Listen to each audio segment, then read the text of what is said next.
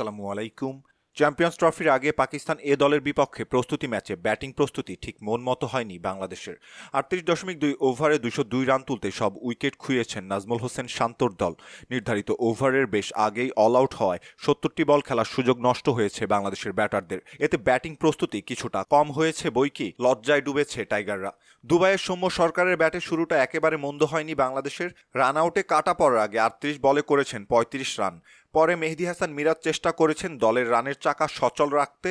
৫৩ বলে তার খেলা ৪৪ রানের ইনিংসে মান বেঁচেছে বাংলাদেশের, কারণ দলের অন্য ব্যাটাররা যে যাওয়া আসার মিছিলে ব্যস্ত ছিলেন। বিপিএলে দুর্দান্ত ব্যাটিং করা তানজিদ হাসান তামিম করেছেন মাত্র ৬ রান।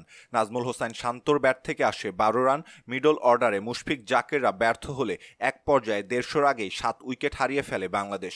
তবে শেষ দিকে তানজিম হাসান সাকিবের ২৭ বলে ৩০ রানের লড়াকু ইনিংসে কোনো মতে ২০০ রান ছাড়ায় বাংলাদেশের ইনিংস। পাকিস্তান শাহিনসের পক্ষে সর্বোচ্চ ৪ উইকেট শিকার করেছেন স্পিনার উসামা মির, ২ উইকেট নিয়েছেন মুবাশির খান। জবাবে ব্যাট করতে নেমে ৭ উইকেটের বড় জয় নিয়ে মাঠ ছেড়েছে পাকিস্তান শাহিনস। ৪১ ওভারে ৩ উইকেট হারিয়ে ২০৬ রান সংগ্রহ করে পাকিস্তান। ফলে চ্যাম্পিয়ন্স ট্রফির একমাত্র প্রস্তুতি ম্যাচটা হেরে শুরু করল টাইগাররা। সম্মানিত দর্শক, এই ছিল আমাদের হাতে থাকা সর্বশেষ ক্রিকেট আপডেট।